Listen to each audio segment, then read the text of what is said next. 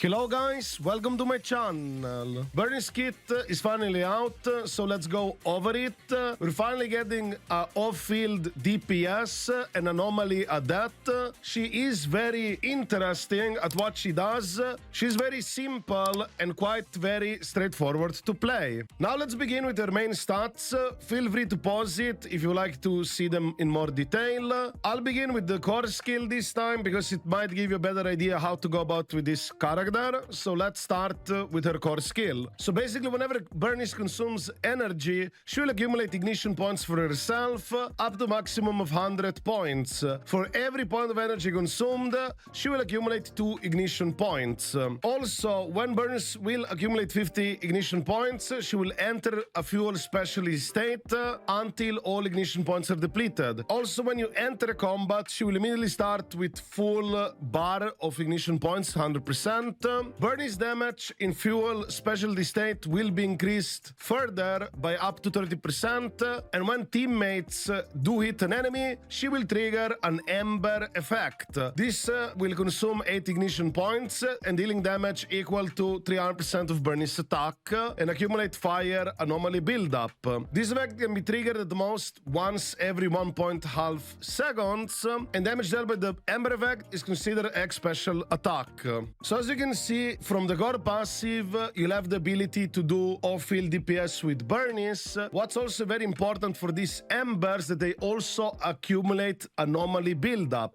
Yes, you can accumulate anomaly off-field with Burnice, but you have to keep in mind that you have to go on field with her to trigger the actual anomaly / disorder. It's not gonna activate if she's off-field, but you'll still be building fire anomaly off-field with her, which is very nice. An additional ability will only complement this further. For additional ability, you either have to play with anomaly character, which guess what, we will play her with another anomaly character, or of a character of the same faction. And if you do that, whenever Burnice unleashes her normal attack, X special attacks, or even the Ember effect, which is the off-field damage thingy, the fire anomaly build-up accumulated by the skill will be increased by 75%. So you'll have even more fire anomaly build-up, so be able to get those big disorders even faster. Burn lasts normally 10 seconds and ticks once every half a second, and with this we'll have it 13 seconds instead, which also make it nicer to line up with your disorders and so on. Now that you have an idea how she functions, let's go over her basic attacks. Her first basic attack, Blazing Strike,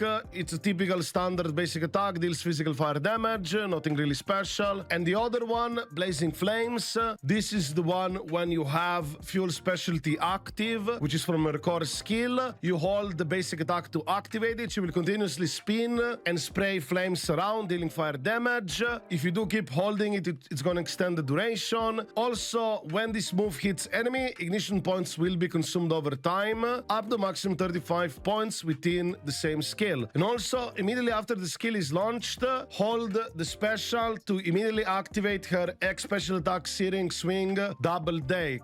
Yes, you follow from the basic into her X special skill, assuming you have the ignition point / you're in the fuel specialty. Now let's go over her special skills. The normal special attack, I'm not gonna really focus it because you will want to use her X special attack pretty much all the time. Her X special attack, the first one, Searing Swing, costs 10 energy, so she will use a one-handed jet to continuously spray flames on an enemy. And also, if you keep holding the special, she's gonna consume energy to extend the duration of the spray. The energy cost is 10, but it's gonna keep consuming your energy if you keep holding the button. She does get, of course, anti-interrupt level resistance increase and also damage reduction. But one very nice feature with this skill compared to something, let's say, like Piper Spin, is that you can still side dodge while using this charged attack. So you can basically still avoid taking damage while doing her hold attack. I do like this feature a lot. And now her other X special attack, Searing Swing Double Take. This one will use 2 flame throwers instead of 1, and it's of course gonna cost 20 energy. If you keep holding the button, you're just gonna keep consuming the energy. However, do know that for the Double Take one, you are completely invulnerable during the flame blast, and you cannot dodge with this one. Let's also go quickly over her dodge skills. Nothing in particular here. Typical dodge top-notch stuff. Feel free to pause it if you wanna read it. And now let's move over to her chain skills. Her chain attack is pretty normal, nothing out of the ordinary. Meanwhile, her ultimate is slightly different. Whenever she uses the ultimate, she will jump into the air, continuously spray flames in AoE, and also while she's in the air, she will trigger a quick assist, and if you respond to this quick assist, it will extend the duration of the flame spray. This is a very interesting mechanic, but I'm not certain with this quick assist if you move to the next character and she just remains there off-field doing her ultimate extended, or you're still sitting with her doing the thing. I'm not certain about this. Feel free to let me know in the comments down below. Now let's move over to her assist skills. Once again, nothing out of the ordinary with these ones. Pretty normal and straightforward. Feel free to pause if you like to read it. And this is the gist of her kit. We'll also go over her Mindscape cinemas and also her V-engine. So let's go first with her V-engine. Her V-engine has 713 base attack and 90 anomaly proficiency. Obviously, these are very desirable stats for anomaly unit. As for her passive, at 1 copy, while off field, she will have energy regen increased by 0.6, and when X special hits an enemy, the damage dealt to the target will be increased by 3.6 up to 10 stacks and last for 6 seconds. This effect can be triggered once every 0.3 seconds, and if it is triggered repeatedly, its duration is refreshed. This is obviously a very good signature V-engine for Burnice, but you also see this work potentially on Piper as well. We'll have to test it and see it for ourselves, but definitely I would say that Burnice has good free-to-play options as well, so I don't think you have to stress with her V-engine at all.